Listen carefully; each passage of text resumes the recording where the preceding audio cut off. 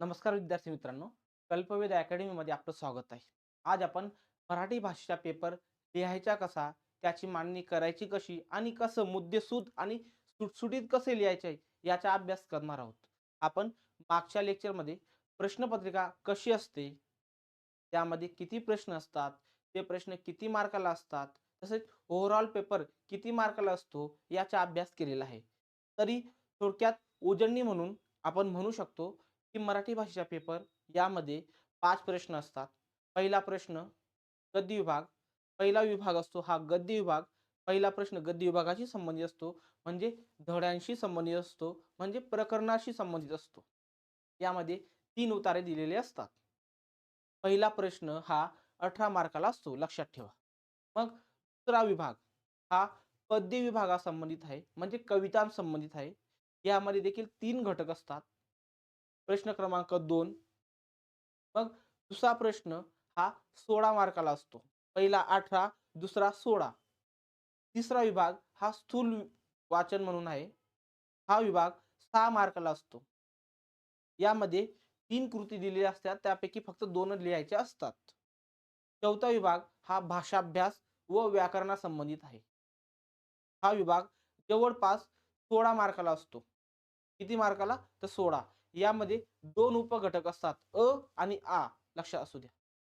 आणि शेवटचा 5वा विभाग उपयोजित लेखन म्हणून. यामध्ये आपल्याला अ, आणि असे 3 घटक दिलेले असतात. बरोबर. 5वा विभाग म्हणजे प्रश्न 5वा हा 24 मार्काला असतो. बरोबर. मग यामध्ये अ हा घटक दिलेला असतो. यामध्ये पत्रलेखन किंवा सारांश लेखन दोघांपैकी फक्त एकच घटक लिहायचा आहे. त्यानंतर या घटकामध्ये 3 कृती दिलेल्या असतील, त्यापैकी 2 लिहायच्या आहेत. म्हणजे यामध्ये जाहिरात लेखन, बातमी लेखन आणि कथा लेखन असेल, त्यापैकी फक्त 2 कृती लिहायच्या आहेत. आणि शेवटी 8 मार्काला हा घटक दिलेला असतो. त्यावर 3 निबंध दिलेले आहेत, त्यापैकी एक निबंध आपल्याला लिहायचा आहे. एवढं आपल्याला मागच्या लेक्चरमध्ये समजलं असेल. तुम्हाला जास्त नाही समजलं तर एवढं लक्षात ठेवा, की पहिला प्रश्न 18 मार्काला, दुसरा प्रश्न 16 मार्काला, तिसरा प्रश्न 6 मार्काला, चौथा प्रश्न 16 मार्काला आणि 5वा प्रश्न 24 मार्काला असतो. एवढ्या गोष्टी तुम्हाला समजल्या तरी ठीक आहे, लक्षात ठेवा. मग तुम्हाला प्रश्नपत्रिका किती मार्काला असते? 80 मार्काला हे समजले, बरोबर. प्रश्नपत्रिका 3 तासामध्ये आपल्याला सॉल्व्ह करायची आहे, हेही लक्षात असू द्या, बरोबर. आणि 5 प्रश्न असतात. 5 प्रश्नांचे विभाजन देखील मी तुम्हाला सांगितले. आता मी उत्तरं कशी लिहायची आहेत ते सांगणार आहोत. बरोबर. आता आपण प्रश्नपत्रिका पाहू. या प्रकारची प्रश्नपत्रिका तुम्हाला मिळेल.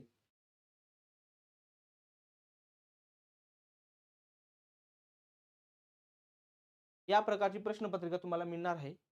मग यामध्ये तुम्हाला अगोदर कोणत्या गोष्टी लिहायच्या आहेत ते देखील लक्षात असू द्या. या ठिकाणी एक हे बॉक्स तुम्हाला दिलेली आहेत. या ठिकाणी लिहिलंय सीट नंबर. काय लिहिलंय? सीट नंबर, लक्षात ठेवा. मग या ठिकाणी तुमचा सीट नंबर लिहायचा आहे. जर तुमची प्रश्नपत्रिका हरवली, तर याची जबाबदारी तुमची असणार आहे, पर्यवेक्षकाची नाही. लक्षात असू द्या. म्हणून अगोदर रोल नंबर देखील लिहून घ्या. प्रश्नपत्रिकेवर देखील आणि उत्तरपत्रिकेवर देखील, लक्षात असू द्या. जर तुम्ही उत्तरपत्रिकेवर प्रश्न तुमचा रोल नंबर लिहिला नाही, तर उत्तरपत्रिका तपासली जाणार नाही. हे देखील लक्षात घ्या. मग या ठिकाणी रोल नंबर लिहिणार. त्यानंतर काही सूचना तुम्हाला देण्यात आलेल्या आहेत. त्या सूचना महत्त्वाच्या आहेत. लक्षात घ्या. जेव्हा आपल्याला प्रश्नपत्रिका मिळते, लगेच आपण काय करतो? उत्तरं लिहायला सुरुवात करतो. परंतु सूचना कोणी वाचतो का? तर नाही. सूचना वाचणं महत्त्वाचं आहे. लक्षात घ्या. मग सूचना मी अगोदर सांगून देतो.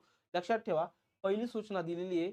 सूचनेनुसार आकलन कृती व व्याकरण यामधील आकृत्या काढाव्यात. लक्षात घ्या.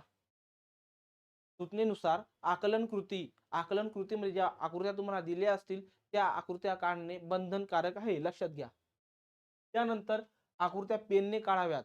आकृत्या पेनने, पेन्सिलने काढल्या तरी चालतील, परंतु पेनने काढल्या तर महत्त्वाचे राहील. लक्षात ठेवा. त्यानंतर उपयोजित लेखनातील कृतीसाठी सूचना निवेदन आकृतीची आवश्यकता नाही. तसेच या कृती लिहून घेऊ नयेत. म्हणजे प्रश्न लिहिण्याची आवश्यकता नसणार आहे. लक्षात घ्या. प्रश्न लिहित बसू नये. म्हणजे तुमचा टाइम वाया जाणार नाही, लक्षात ठेवा. त्यानंतर चौथी सूचना आहे, विभाग 5 उपयोजित लेखन प्रश्न क्रमांक 5 अ मधील दुसरं म्हणजे सारांश लेखन या घटकासाठी गद्य विभागातील प्रश्न क्रमांक ई अपठित उतारा वाचून त्या उतार्याचा सारांश लिहायचा आहे. म्हणजे पहिला प्रश्न आपण सॉल्व्ह करताना ई हा घटक तुम्हाला येणार आहे. त्या ई या घटकाचा ई हा उतारा दिलेला असेल, त्या उतार्याचा सारांश तुम्ही 5व्या प्रश्नामध्ये लिहिणार आहात, लक्षात ठेवा. जर तुम्हाला पत्रलेखन आणि सारांश लेखन दोघांपैकी जर सारांश लेखन लिहायचे आहे, तर तुम्ही कोणता उतार्याचं सारांश लेखन लिहिणार आहात? तर प्रश्न क्रमांक 1 मधील ई उतारा, लक्षात ठेवा. आणि शेवटी स्वच्छता, नीटनेटकेपणा व लेखन नियमानुसार लेखन याकडे जाणीवपूर्वक लक्ष द्यावे. तुम्ही खाडाखोड करू नका. सुटसुटीत लिहा आणि लेखन नियमानुसार लिहा. व्यवस्थित उकार, विलांटी द्या. काही लिहित बसू नका. अशा सूचना या ठिकाणी देण्यात आलेल्या आहेत मित्रांनो, लक्षात घ्या. मग आता प्रश्न. पहिला विभाग कशा संबंधित आहे? तर गद्य. त्यामध्ये अ हा घटक दिलेला असेल. अ हा घटक यामध्ये उत्तराच्या आधारे सूचनेनुसार कृती करा असा प्रश्न दिलेला आहे. यामध्ये एक हा म्हणजे प्रश्न क्रमांक 1 अ हा उपघटक आणि त्यामध्ये प्रश्न पहिलं बरोबर. मग यामध्ये अशी आकृती तुम्हाला दिलेली आहे, ती पूर्ण करायची आहे. मग मी ही कशी लिहिली तुम्हाला दाखवतो. यामध्ये काय दिलंय? अरुणिमाला अमान्य असणाऱ्या गोष्टी. मग मी उत्तर कसं लिहिलंय? हे पहा. मी काय लिहिलं अगोदर? विभाग क्रमांक 1 गद्य. त्यानंतर प्रश्न क्रमांक 1 या ठिकाणी लिहिलेला आहे. बरोबर. या ठिकाणी देखील मी 3 रेषा पाडलेल्या आहेत, लक्षात ठेवा. ही अगोदरची आपल्या उत्तर पत्रिकेमध्ये असणारी एक रेषा आहे. तिच्या अलीकडे एक आणि पलीकडे एक अशा 2 मी रेषा पाडलेल्या आहेत. प्रश्न क्रमांक या ठिकाणी लिहिणार आहे मी. म्हणजे तुम्ही लिहा. या ठिकाणी उपघटक तो प्रश्न अ चा आहे, आ चा आहे का ई चा आहे. त्यानंतर प्रश्न क्रमांक लक्षात ठेवा. प्रश्न क्रमांक या ठिकाणी नंतर अ आणि त्याचा उपघटक परत या ठिकाणी लिहिलेला आहे, लक्षात ठेवा. मग लिहिताना अगोदर तुम्ही काही गोष्टी करणं महत्त्वाचे आहेत. काय सर? तुम्हाला उत्तरपत्रिका मिळाली. उत्तरपत्रिका या प्रकारची असेल सपोज. बरोबर. मग या ठिकाणी तुम्हाला परत एक रेष मारायची आहे आणि या ठिकाणी देखील एक रेष मारायची आहे, लक्षात ठेवा. मग या ठिकाणी तुम्ही प्रश्न क्रमांक लिहिणार आहात. बरोबर. या ठिकाणी त्याचा उपघटक अ चा आहे की ब की क की ई. म्हणजे या ठिकाणी ई तर नाही जे आपल्याला अ, आ आणि ई आहे. अ, आ आणि ई लक्षात ठेवा. मग यांची उपघटक या ठिकाणी लिहायची आहे. अ, अ ची एक, दुसरा प्रश्न आणि तिसरा लक्षात ठेवा. मग मी कसं लिहिलंय लक्षात घ्या. प्रश्न क्रमांक या ठिकाणी देखील लिहिलाय. विभाग पहिला गद्य हे देखील लिहिलंय. प्रश्न क्रमांक 1 अ आणि त्यात उत्तर लिहिलंय. प्रश्न लिहिलाय का? तर नाही. डायरेक्ट उत्तर लक्षात घ्या. मग या ठिकाणी मी आकृती देखील काढलेली आहे. तशीच आकृती तुम्हाला काढायची आहे मित्रांनो, लक्षात ठेवा. सुरुवातीलाच काढायची का सर? तर तुम्हाला वेळ असेल तर काढा. नाहीतर शेवटी जेव्हा तुमचा पेपर संपेल तेव्हा काढणं महत्त्वाचं आहे, लक्षात ठेवा. मग या पद्धतीने तुम्हाला उत्तराची मांडणी करायची आहे, लक्षात ठेवा. अरुणिमाला अमान्य असणाऱ्या गोष्टी उत्तर मी या ठिकाणी लिहिलेली आहेत. प्रश्न पहा. प्रश्न क्रमांक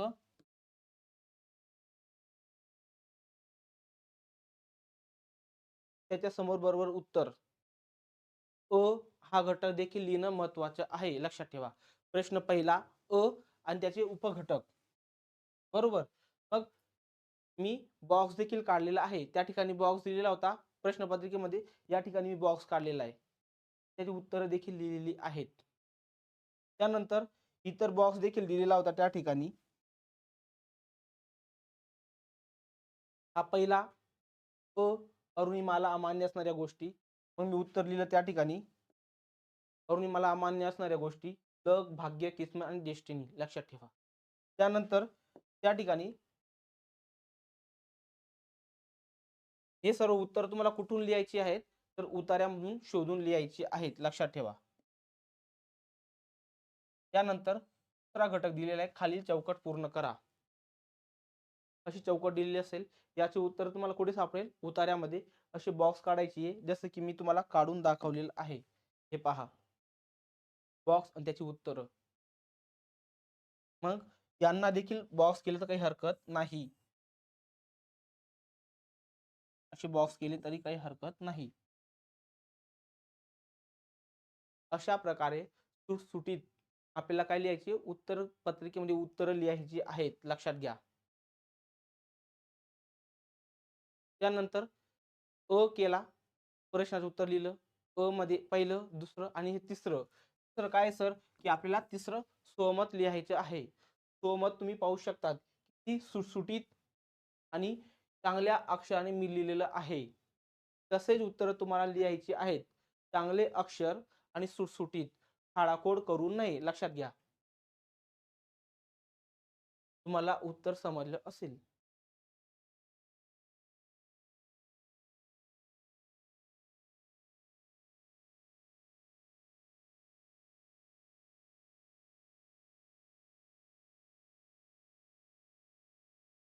या ठिकाणी स्वमत विचारलेलं होतं.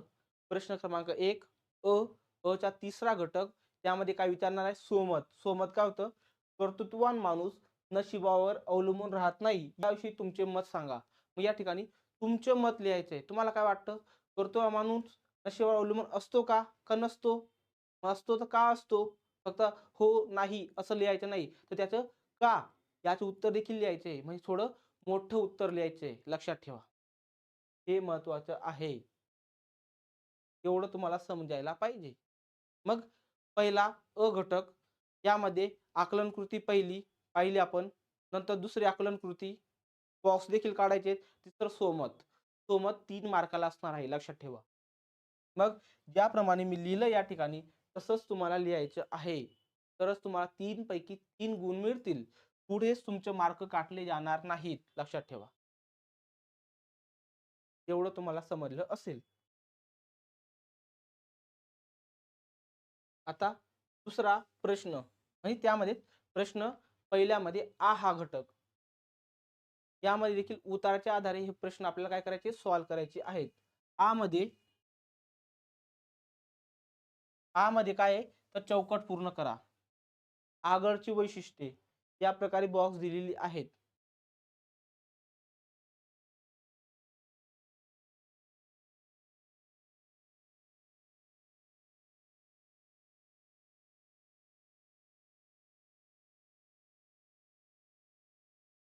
या बॉक्समध्ये उत्तर लिहायची आहेत, म्हणजे कुठे, आन्सर की मध्ये, उत्तर पत्रिकेमध्ये या प्रकारची बॉक्स तयार करायची आणि त्या ठिकाणी उत्तरे लिहायची आहेत, सेम, लक्षात ठेवा.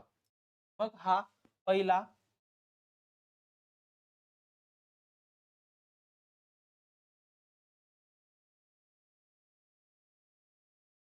त्यानंतर दुसरा घटक, एका शब्दात उत्तरे लिहा. वर्तमानपत्राचे संपादक उतार्यामध्ये उत्तर असेल. त्यानंतर वाळ्याचं भरभक्कम संरक्षक कवच, हे देखील उत्तर कुठे असणार आहे, उतार्यामध्ये, लक्षात ठेवा. मग सर तुम्ही कसं लिहिलंय, लक्षात घ्या. या प्रकारे मी उत्तर लिहिलेलं आहे. प्रश्न क्रमांक 1 बरोबर, प्रश्न क्रमांक 1 लिहिला. त्यानंतर हा घटक, त्यानंतर कितव्याचं उत्तर आहे, पहिल्याचं उत्तर. प्रश्न क्रमांक तसाच, पहिला तसा राहिला. त्याच्या खाली आच्या दुसऱ्याचं उत्तर, वर्तमानपत्राचे संपादक आजी, त्याचं दुसऱ्याचं उत्तर लिहिलं. या प्रकारे तुम्हाला देखील अशाच प्रकारे उत्तर लिहायची आहेत, लक्षात घ्या. कुठे खाळाखोड दिसत आहे का, तर नाही, लक्षात ठेवा. तुम्हाला समजलं असेल.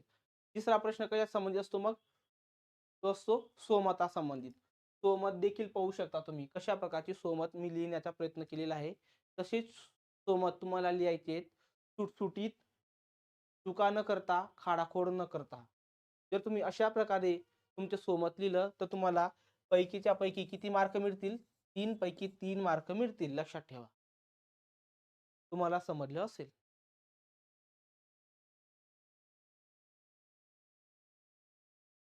आता अपठित गद्य. अपठित गद्य म्हणजे जो उतारा आपल्या पुस्तकात नसणार आहे, परंतु यावर सोपी प्रश्न विचारले जाणार आहेत. आकलन कृती हे उत्तर आपल्याला लगेच सापडतील त्या ठिकाणी, जर तुम्ही योग्य प्रकारे उतारा वाचला तर. या प्रकारे उतारा दिलेला असेल.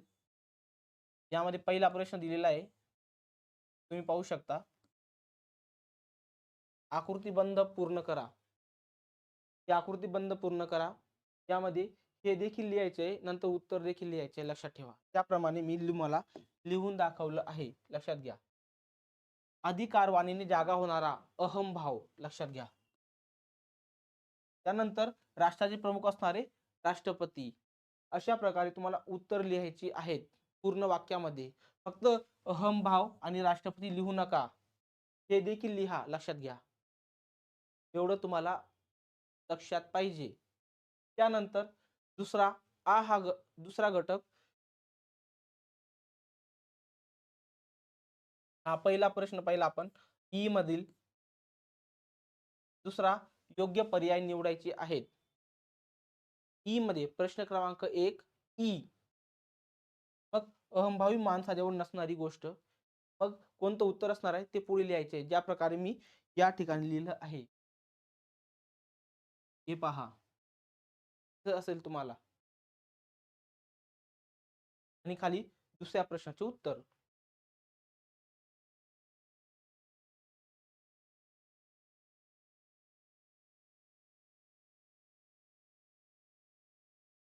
बरोबर. मग तुमचा पहिला प्रश्न संपला. तर तुम्ही कशी लिहिलेत मला एकदा परत दाखवा. प्रश्नाचे उत्तर पाहून घ्या मित्रांनो, कशा प्रकारे लिहायची आहेत. सुटसुटीत आकृती देखील काढायची आहे, काळाकोड करायची नाहीये, लक्षात घ्या. सोमत, थोडं मोठं सोमत लिहा. 2 ओळींमध्ये सोमत लिहू नका, फक्त 5-6 ओळींमध्ये सोमत लिहा, लक्षात घ्या. मी किती ओळींमध्ये लिहिलंय? मी जवळपास 8 ते 10 ओळीमध्ये सोमत लिहिलेलं आहे. किती मार्क मिळणार आहेत? 3. त्यामुळे 3 ओळींमध्ये सोमत लिहू नका. जवळपास 8 ते 9 ओळींमध्ये सोमत लिहिण्याचा प्रयत्न करा. ठीक आहे.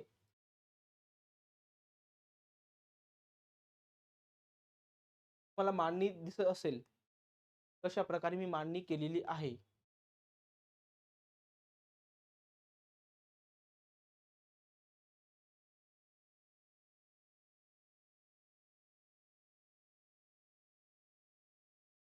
आता दुसरा प्रश्न पाहू.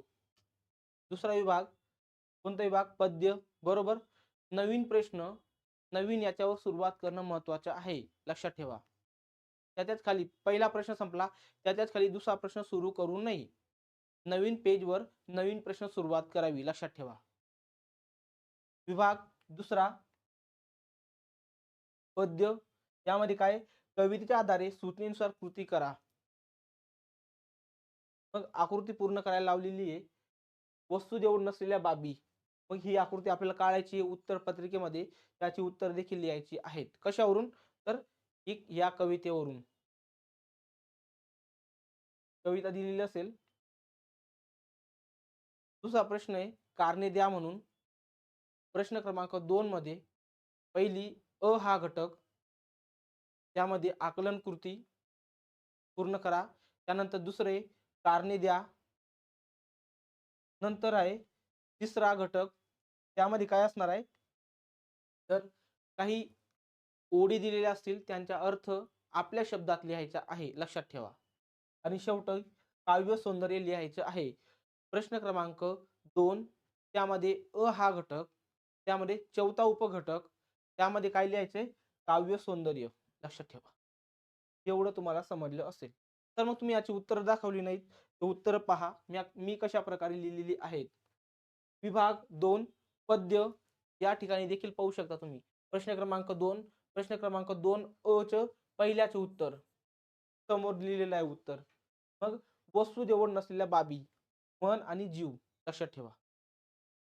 त्यानंतर प्रश्न क्रमांक 2 अ च दुसऱ्याचे उत्तर ह्याच ठिकाणी लिहिलेलं आहे, लक्षात ठेवा.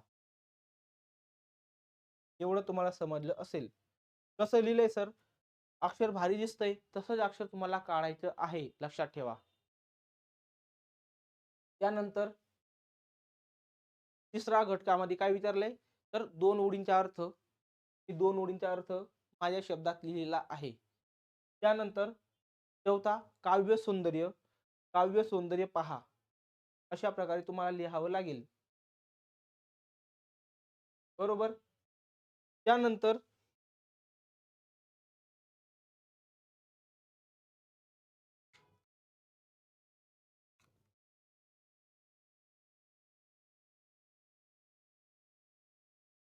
प्रश्न क्रमांक 2 मध्ये आ हा घटक दिलेला असेल.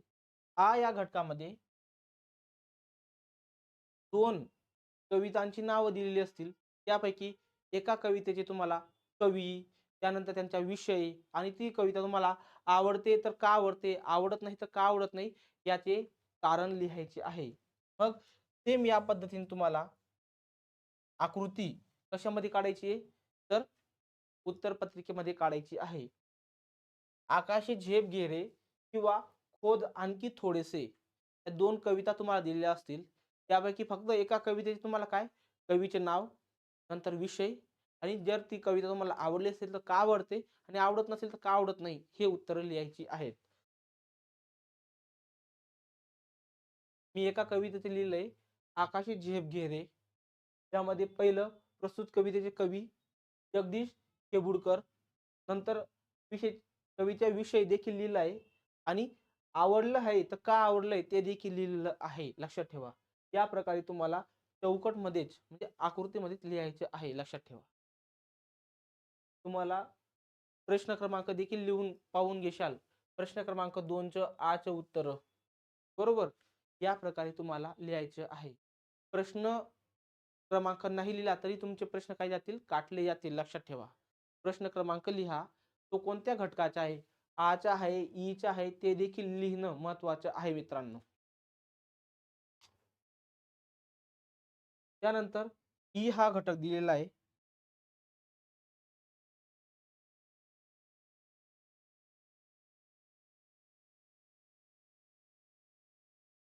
प्रश्न क्रमांक 2 मध्ये ई हा घटक दिलेला आहे. तो ई हा घटक कशा संबंधित आहे? रसग्रहण. लक्षात असू द्या. कशा संदर्भात? रसग्रहण. लक्षात असू द्या. मग रसग्रहण लिहायचंय. कशा प्रकारे लिहायचे सर? रसग्रहण मध्ये आपल्याला 3 बाबी लिहाव्या लागतात. एक आशय सौंदर्य. पहिलं काय? आशय सौंदर्य लिहावं लागतं. त्यानंतर काव्य सौंदर्य, आशय, काव्य सौंदर्य आणि भाषिक वैशिष्ट्य आपल्याला लिहावं लागतं. रस सौंदर्यामध्ये लक्षात ठेवा. रसग्रहणामध्ये हे जवळपास तुम्हाला 4 मार्काला असेल. तर आशय सौंदर्य लिहिला 1 मार्क, काव्य सौंदर्य लिहिला 1 मार्क आणि भाषिक सौंदर्य, भाषिक वैशिष्ट्य 2 मार्क असे जवळपास 4 मार्काला रसग्रहण असेल. तुम्हाला समजलं असेल कशा प्रकारे मी प्रश्नांच्या उत्तराची मांडणी केलेली आहे. तशाच प्रकारे तुम्हाला लिहायचे मित्रांनो. आता तिसरा प्रश्न. तिसरा प्रश्न कशा संदर्भात आहे? तिसरा विभाग किंवा तिसरा प्रश्न हा स्थूल वाचन संदर्भात आहे. मग स्थूल वाचन मध्ये 3 घटक दिलेले असतील, 3 कृती. त्यापैकी किती लिहायच्या आहेत? 2 बरोबर? मग मी त्याच पद्धतीने लिहिलेल्या आहेत. 3 कृती म्हणजे 3 कृती दिलेल्या आहेत आणि लिहायच्या किती? 2. मग मी तिन्ही लिहून टाकलेल्या आहेत. परंतु तुम्हाला किती लिहायचे आहे? 2च लक्षात ठेवा. मग या ठिकाणी लक्षात असू द्या. प्रश्न क्रमांक 3 अ पहिलं आहे. पहिल्याचं उत्तर लिहिलं पहिल्या कृतीचं. त्यानंतर या ठिकाणी प्रश्न क्रमांक लिहिला नाही कारण त्याच्याच खाली आहे ते. त्याच पेजच्या खाली असणार आहे. दुसऱ्याचं आणि तिसऱ्याचं उत्तर. परंतु नवीन पेजवर सुरू झालं मग प्रश्न क्रमांक लिहिला अचं की त्याचं उत्तर आहे 3 उत्तर आहे. लक्षात ठेवा. मी तिघं उत्तर लिहिली आहेत. तुम्हाला फक्त 2 उत्तर लिहायची आहे. तुम्हाला पेपर पूर्ण करायचा आहे मित्रांनो. लक्षात ठेवा. 3 तासामध्ये 80 मार्काचा पेपर तुम्हाला आखून वगैरे व्यवस्थित पूर्ण करायचा आहे. आकृत्या वगैरे काढून सर्व लक्षात ठेवा. हा प्रश्न समजला असेल.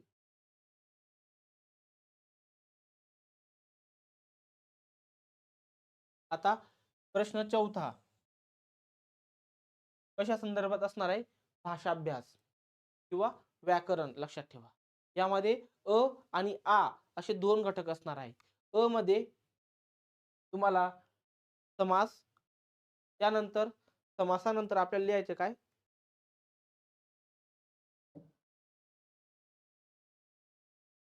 समासानंतर आपल्याला शब्दसिद्धी हा घटक लिहायचा आहे.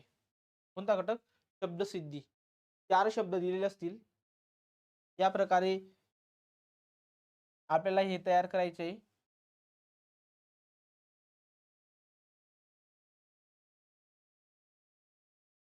बॉक्स. या बॉक्समध्ये आपल्याला 4 शब्द भरायची आहेत. लक्षात घ्या. या ठिकाणी म्हणजे पहिलं दिलं असेल तुम्हाला समास.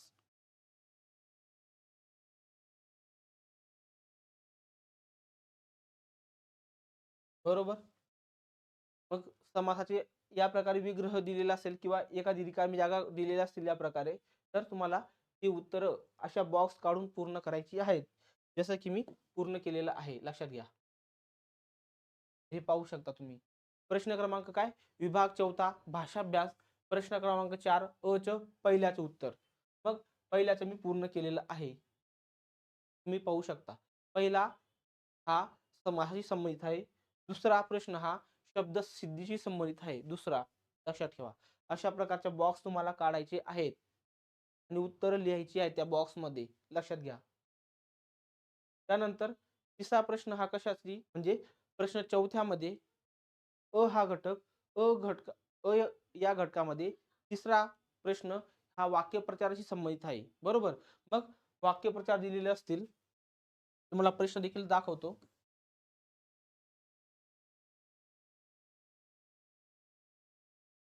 वाक्यप्रचार.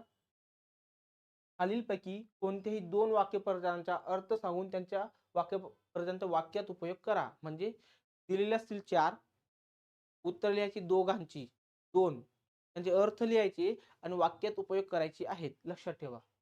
किती मार्काला असणार आहे? 4 मार्काला. मग समास 2 मार्काला, शब्दसिद्धी 2 मार्काला आणि वाक्यप्रचार 2 मार्काला. लक्षात ठेवा.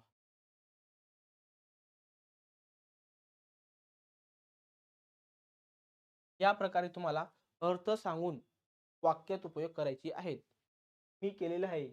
चित्त खवळणे, अर्थ पुढे, खूप राग येणे, नंतर वाक्य, ताईने घरभर पसारा केलेला पाहून आईचे पित्त खवळले. म्हणजे या ठिकाणी तुम्हाला अर्थ आणि वाक्य अशा 2 गोष्टी लिहायच्या आहेत.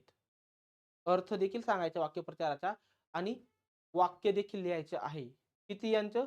4 वाक्यप्रचार दिलेले असतील त्यापैकी 2 वाक्यप्रचारांचे अर्थ आणि वाक्यात उपयोग. लक्षात ठेवा.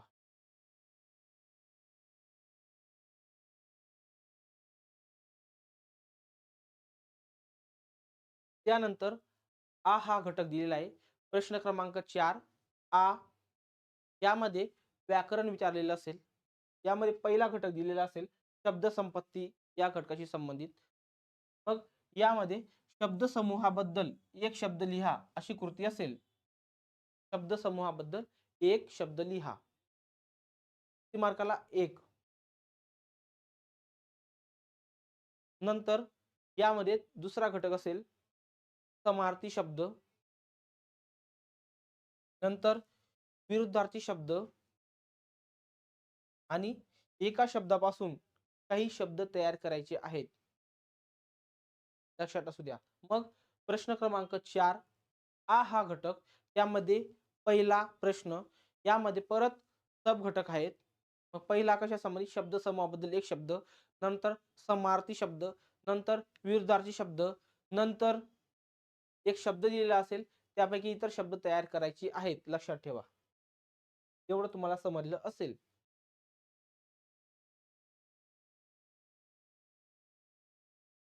त्यानंतर प्रश्न क्रमांक 4 आ मध्ये पहिला घटक पाहिला. त्यानंतर दुसरा घटक हा लेखन नियमानुसार लेखन करणे याच्याशी संबंधित असेल. मग याच्यामध्ये अचूक शब्द कोणता? म्हणजे बरोबर शब्द तुम्हाला ओळखायचा आहे. असा प्रश्न असणार आहे. नंतर तिसरा भाग हा विरामचिन्हांशी संबंधित असेल. विरामचिन्ह दिलेलं असेल त्यावर तुम्हाला विरामचिन्हांचे नावं विचारलेले असतील. लक्षात ठेवा. त्याचे उत्तर मी तुम्हाला दाखवणार आहे. आणि शेवटी पारिभाषिक शब्द म्हणजे इंग्लिशमध्ये काही शब्द दिलेले असतील त्यांचा अर्थ मराठीत लिहायचा आहे मित्रांनो. लक्षात असू द्या. मग उत्तर पत्रिकेमध्ये मी कशा प्रकारे लिहिलेलं आहे. भाषा अभ्यास हा घटक मी सॉरी हा घटक अगोदर दाखवतो. हा घटक भाषा अभ्यास यामध्ये पहिलं समास, त्यानंतर शब्दसिद्धी, समासाची उत्तर पाहू शकता तुम्ही. शब्दसिद्धीची उत्तर पाहू शकता. अशा प्रकारे तुम्हाला उत्तरे लिहायची आहे. आणि नंतर तिसऱ्या घटकामध्ये वाक्य, नंतर त्याचे अर्थ, नंतर वाक्यप्रचार दिले असेल त्याचे अर्थ, नंतर वाक्यात उपयोग अशा गोष्टी लिहायच्या आहेत. त्यानंतर या घटकामध्ये पहिलं पुरामध्ये पुरामुळे नुकसान झालेले लोक त्यांना काय म्हणतात, पूरग्रस्त. शब्द समूहाबद्दल एक शब्द लिहायचा आहे. ते उत्तर मी लिहिलेली आहेत. या प्रकारे तुम्हाला उत्तर लिहायची आहे. प्रश्न क्रमांक, नंतर उपघटक, परत त्याचे उपघटक, नंतर त्याचे उपघटक परत आहेत. अशा प्रकारे तुम्हाला मांडणी करायची आहे मित्रांनो, लक्षात घ्या. तुम्हाला दिसत असेल. त्यानंतर दुसरा प्रश्न कसा संबंधित होता, म्हणजे एक यामध्ये पहिलं शब्द समोरील एक शब्द, तर दुसरा हा समार्थी शब्द, तिसरा हा विरुद्धार्थी शब्द आणि चौथा हा एक शब्द दिलेला असेल त्याच्यापैकी इतर 2 शब्द तयार करायचे आहे. राजमानस शब्द दिलेला आहे, त्यापैकी त्याच्यापासून इतर शब्द कोणी तयार होतात ते सांगितलं आहे. 2 शब्द मी लिहिले, जमा आणि मान. हे 2 शब्द तयार झालेले आहेत. त्यानंतर लेखन नियमानुसार लिहा असा मध्ये दुसरा प्रश्न दिलेला असेल. मी लेखन नियमानुसार सर्व उत्तर लिहून टाकलेली आहेत. तुम्हाला किती लिहायची? 4. लक्षात ठेवा. त्यानंतर विरामचिन्हे आणि त्यांना कोणती नावं आहेत ते लिहिलेली आहे. विरामचिन्हे आणि त्यांची नावं. बॉक्स काढायचे आहे मित्रांनो, लक्षात घ्या. आणि शेवटी इंग्लिशमध्ये काही शब्द दिलेले असतील त्यांचा अर्थ कशामध्ये लिहायचा आहे? मराठीमध्ये. मी पाहू शकता. एवढं तुम्हाला लिहायचं आहे. अशाच प्रकारे सेम. आता शेवटचा प्रश्न, उपयोजित लेखन. मग यामध्ये तुम्हाला निबंध, यामध्ये तुम्हाला पत्रलेखन, नंतर बातमी, जाहिरात आणि निबंध लेखन लिहायचे आहे. मग मी कशा प्रकारे लिहिलेलं आहे तर लक्षात घ्या. विभाग 5वा उपयोजित लेखन. मग यामध्ये मला दिलेलं अगोदर पत्रलेखन लिहा किंवा सारांश लेखन लिहा. यामध्ये मी लिहिलंय काय, तर पत्रलेखन.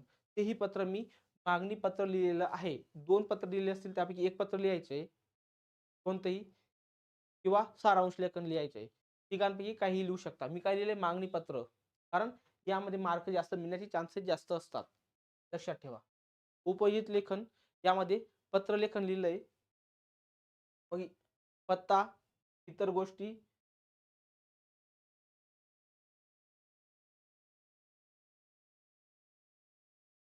पत्रलेखन तुम्ही पाहू शकता.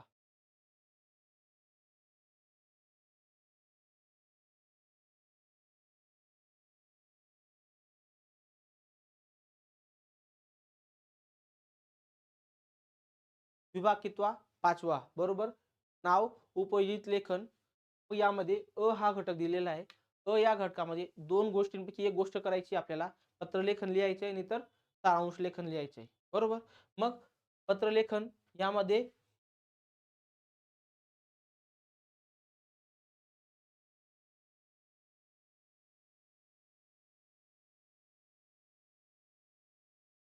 पत्र लिहिण्यामध्ये देखील 2 घटकाचे पत्र लिहायचे होते आपल्याला. एकतर आपण मागणी करणारे पत्र लिहू शकणार होतो किंवा अभिनंदन करणारे पत्र लिहिणार होतो. म्हणजे जर तुम्ही सारांश लेखन लिहित असणार तर पत्र लेखन लिहिण्याची आवश्यकता नाही. जर तुम्ही पत्र लेखन लिहित असणार तर अभिनंदन करणारे पत्र किंवा मागणी करणारे पत्र, दोन्ही पत्र लिहिण्याची आवश्यकता नाही. दोघांपैकी एकच पत्र लिहा किंवा दोघी लिहायचे नसतील तर काय लिहा? सारांश लेखन लिहा. लक्षात ठेवा. या ठिकाणी मी मागणी करणारे पत्र लिहिलेले आहे. लक्षात घ्या. कोणतं पत्र लिहिलंय मी? मागणी करणारे पत्र. कसं लिहिलंय ते देखील तुम्ही पाहू शकतात. साधं आणि सुटसुटीत. मागणी पत्र. प्रश्न क्रमांक लिहिला 5वा, च पहिलं. मग मागणी पत्र. त्याचं लिहिलं देखील साधं आणि सुटसुटीत आहे. लक्षात घ्या. बरोबर. त्यानंतर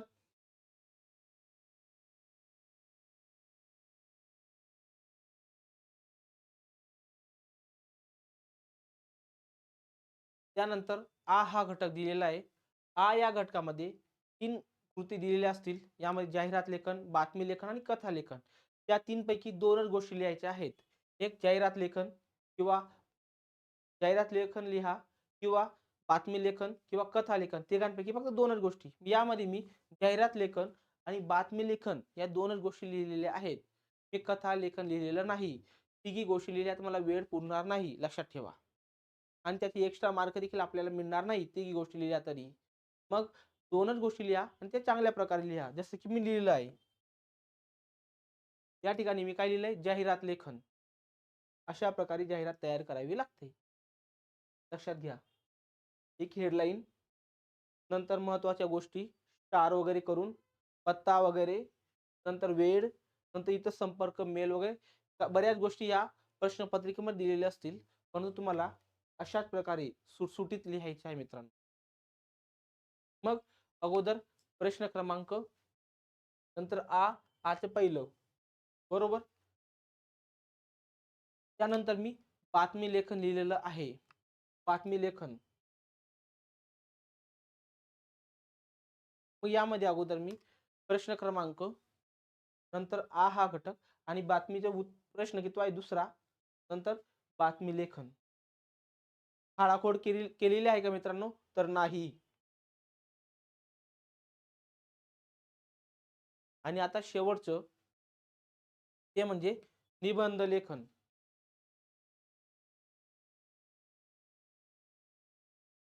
कथा लेखन लिहिलंय का मी? तर नाही. मला फक्त 3 गोष्टी दिलेल्या होत्या. 2 गोष्टी सांगितलेल्या होत्या. एक जाहिरात लेखन लिहिलं आणि एक बातमी लेखन लिहिलेलं आहे. कथा लेखन लिहिलेलं नाही. लक्षात घ्या. आता निबंध लेखन म्हणजे प्रश्न क्रमांक 5 ई. ई मध्ये 3 प्रकारचे निबंध दिलेले असतील. एक वैचारिक, एक प्रासंगिक आणि एक आत्मवाचन. मग यामध्ये मी जो मला योग्य वाटेल, जो मला चांगल्या प्रकारे लिहिता येईल, तो निबंध लिहिला आहे. मग यामध्ये मला आत्मवाचन निबंध दिलेला असेल. त्याच्याबद्दल बऱ्याच गोष्टी दिलेल्या असतील. त्यांचा वापर करून मी काय लिहिणार आहे? निबंध लिहिणार आहे. आत्मकथन वाचन निबंध. मग यामध्ये शाळेचा घंटा, महत्त्व, उपयोग, निर्मिती कशी झाली, त्यानंतर प्रकार किती आहेत आता शाळेच्या घंट्याचे. आता वेगवेगळे प्रकार, पहिले टोल पडायचे, आता रिंग वगैरे वेगवेगळे प्रकार पडायला सुरुवात झालेली आहे. मग अगोदरचा काळ कसा होता, आताचा काळ कसा आहे, यावर काय निबंध लेखन. मग आत्मलेखन पर निबंध लिहिताना आपण त्या ठिकाणी आहोत असा विचार करायचा. मग त्या ठिकाणी आपण जर एखादी गोष्ट, सपोज आपण नदीबद्दल आत्मलेखन लिहायचंय, तर आपण सपोज नदी आहात, तर आपण अगोदर कशी होतो, आता कशी झालेलो आहोत, मग आपले महत्व अगोदर कसे होते, त्यानंतर आपले महत्व कमी झाले आहे का, या गोष्टी सर्व आपल्याला आत्मकथनवर लिहायचे आहेत. लक्षात ठेवा. प्रसंग लेखनवर काय करायचं आपल्याला? प्रसंग लेखनमध्ये एखादी प्रसंग तुमच्या आयुष्यात घडलेला असेल, मग त्या ठिकाणी दिलेला असेल, कशावर तुम्हाला प्रसंग लेखन लिहायचे आहे. या ठिकाणी तुम्हाला प्रसंग लेखन दिलेलं आहे. प्रसंग लेखन म्हणजे प्रसंग लेखन यावर निबंध लिहायचे आहे. मग प्रसंग लेखन कशा संदर्भात लिहायचे आहे याची देखील माहिती यामध्ये दिलेली आहे. कोणताही प्रसंग या ठिकाणी लिहायचा आहे का? नाही. प्रश्नपत्रिकेमध्ये जो प्रसंग दिलेला आहे त्यावरच काय लिहायचे आहे? प्रसंग लेखन निबंध. लक्षात ठेवा. त्यानंतर कथापर्ण आत्मवाचन जे निबंध आहे ते कशावर पण लिहायचे का? तर नाही. प्रश्नपत्रिकेमध्ये जो निबंध दिलेला असेल आत्मवाचन, तो निबंध आपल्याला लिहायचा आहे. या ठिकाणी शाळेचा घंटा आणि आपण लिहिणार नदीवर आत्मवाचन निबंध, असं चालणार नाही. मी फक्त सांगितलं की नदीवर कशा प्रकारे लिहू शकतो आपण. तसंच शाळेच्या घंटेवर कशी लिहू शकतो, की अगोदर माझे महत्त्व किती होतं, आता किती आहे, भविष्यात राहील की नाही राहील, मला शाळेत आनंद वाटतो. मुलांना मी एखादी गोष्ट म्हणजे माझा आनंद होतो मुलांना जेव्हा मी वाचतो तेव्हा शाळा भरते. जेव्हा मी परत वाचतो तेव्हा शाळा सुटते. शाळा सुटल्यावर मुलांना आनंद होतो. शाळा भरल्यावर मुलांना दुःख होतं. असं लिहू शकतो आपण आत्मकथनवर. आणि शेवटी वैचारिक निबंध. वैचारिक निबंध दिलेला असेल, माझे गुरु. मग यावर विचार करून की गुरुचे महत्त्व काय असतंय, यावर निबंध लिहायचा आहे. परंतु लक्षात ठेवा 3 पैकी एकाच गोष्टीवर आपल्याला काय करायचं आहे, निबंध लिहायचा आहे. तिघच गोष्टीवर निबंध लिहायचा आहे का? तर नाही, लक्षात घ्या. फक्त एकच निबंध लिहायचा आहे. मग मी कशावर लिहिलेलं आहे? तर मी शाळेच्या घंटेचे आत्मकथन लिहिलेलं आहे.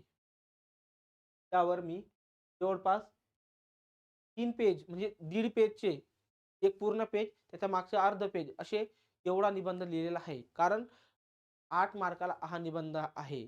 त्यापैकी मला कमीत कमी 6 मार्क भेटून जातील. 6 ते 7 मार्क भेटतील. किती? 7 मार्क. लक्षात घ्या. मग तुम्हाला उत्तरपत्रिका कशाप्रकारे लिहायची हे समजलेलं असेल. मी खाळाखोड केलेली आहे का? तर नाही. प्रश्न क्रमांक बरोबर लिहिला आहे का? हे देखील महत्त्वाचं आहे.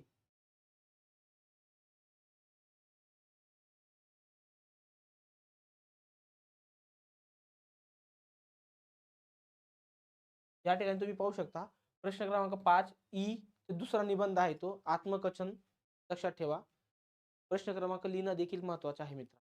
तुम्हाला समजलं असेल की प्रश्नपत्रिका कशी असणार आहे आणि आपल्याला लिहायचं कसं आहे. एवढं तुम्हाला समजलं असेल. बरोबर. यामध्ये तुम्हाला सर एवढ्या गोष्टी तुम्ही चांगल्या लिहिल्या आहेत. तर मी प्रश्नपत्रिकेमध्ये असं लिहू शकलो नाही तर घाबरण्याची आवश्यकता नाही. ती प्रश्नपत्रिका आणि ती उत्तरपत्रिका हे आपलं भविष्य ठरवणार नाहीये. ती आपल्या आयुष्याची पहिली पायरी आहे. शेवटची आहे का? नाही. हळू आपल्यात बदल होतील. भविष्यात आपण मोठी माणसं बनणारच आहोत. यात तर तीळ मात्र शंका नाही. पण आजच तुम्ही घाबरून जाशाल, असं होऊ देऊ नका. कॉन्फिडन्स ठेवा आणि यश मिळवा मित्रांनो. लक्षात ठेवा. तुम्हाला आजचा जो पेपर मी तुम्हाला सांगितलेला आहे, तो तुम्हाला कळला असेल. तुम्हाला आजचा व्हिडिओ आवडला असेल, तर लाईक करा, शेअर करा आणि सबस्क्राईब करा. धन्यवाद मित्रांनो.